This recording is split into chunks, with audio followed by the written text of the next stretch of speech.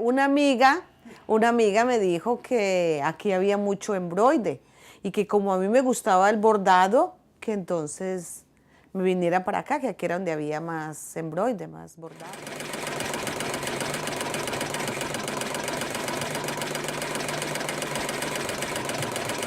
If they go, but they still have to actually start with my grandfather. My grandfather was a farmer in a small town in Switzerland at the time when the what you call the mechanic revolution started. You know, when everybody, and before that, in the area, the women would make embroidery by hand. They invented the hand loom machine, the hand embroidery machine, which actually duplicated the hand stitching, 100% duplicated. The Schiffli machine came along, which is the second stage, which is the machine which works in the same principle as a sewing machine. Embroidery is one of the national treasures of Switzerland. If you think of Switzerland, you think of chocolate. You think of skiing, you think of embroidery or you know, those fine textiles that exist there. Well, my grandfather came from Switzerland with the trade in the early 1920s, and to make a better life for him and his family.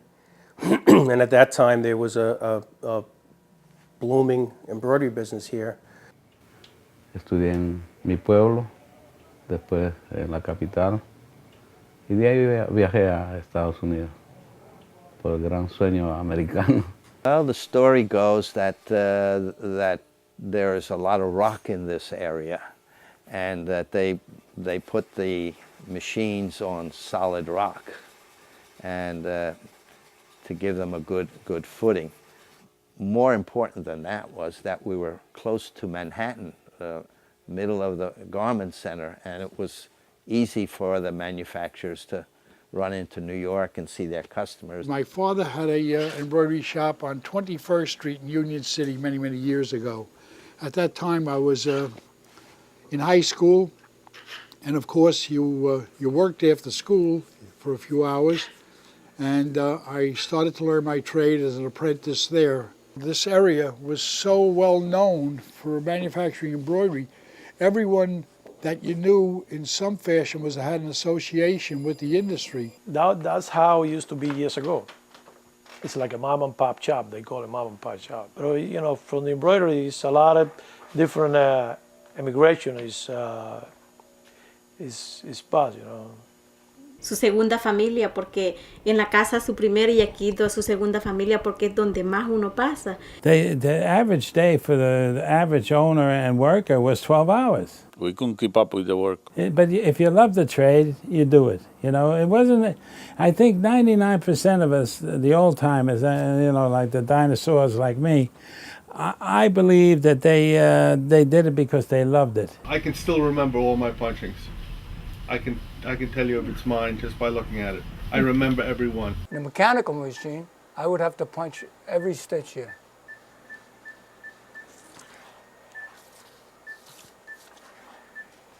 You see it here?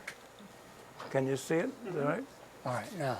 Entonces que en la otra acá se envuelta con la barra para apretar la tela. Ahí no, ahí tú la programas y solamente aprieta el botón y ya. Y queda más. Yo trabajo solo allá.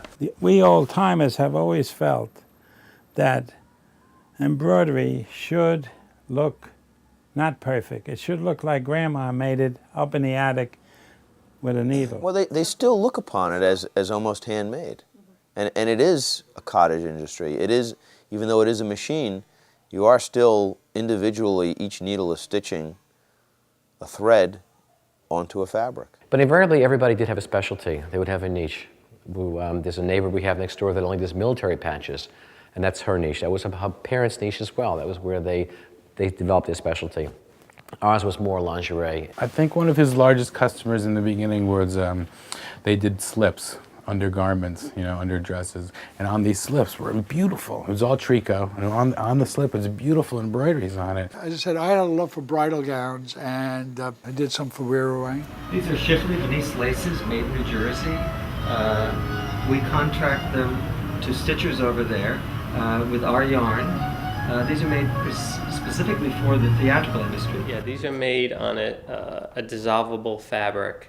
So in other words, this is stitched on the machine on a fabric, and then the fabric is boiled away, and it just leaves this. So we do a lot of this. Actually, I would say over 50% of this product is manufactured in this shop. Trabajamos con compañías grandes como Missilane, Caroline, Barbizon. You take a lot of pride in what you do, and that's why he came up with pride and craftsmanship is alive and well. I mean, nothing can state it better than that, because that's truly what we did. I've enjoyed every day coming to work. I love to stand by the machines and watch them work, you know, and see your own work being made. Me gusta hacer de todo, arreglar los diseños nuevos. Esto es como mi casa. La fábrica es como mi casa. I like all aspects of the industry. I always did. No, aprendí sola porque me gusta mucho. Y como tenía mucha idea también de mi país, porque en mi país se trabaja mucho el bordado, pues me gusta mucho. Entire block actually was made specifically for Shipley embroidery people. Every building here had factories in it. I think now there's about 2 that are left out of the maybe 20 or so that are here. So it's sort of indicative of what's happened in our industry. It's been a good run, but now it's over. It's a shame. What do you mean by that? Well, it's over. It's over because there is no more business. It's all gone to India and to different countries all over the world. This is a global society now, and help is cheaper elsewhere. I could be working. I mean, I could get work as a doing this in China.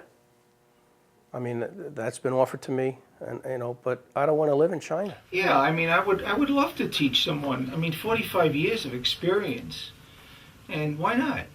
You know, I mean, at my age and my time in the industry, I would love to pass that on. They passed it on to me, and I would love to pass it on to someone else. But the way the industry is going, you know, I'd be hurting anybody to pass anything on to them. We don't know if there's going to be an industry. Well, the way that it is, I able to stay. You know, I don't produce. I don't make the money that I used to make. Right now, I just play survivor. You know, to stay around and make some money and a little bit of money, and you know, it is a stay the way it is. I probably, you know, kind of stay a little bit longer. But if it gets worse, that I think it's probably going to get worse, I have to close the door.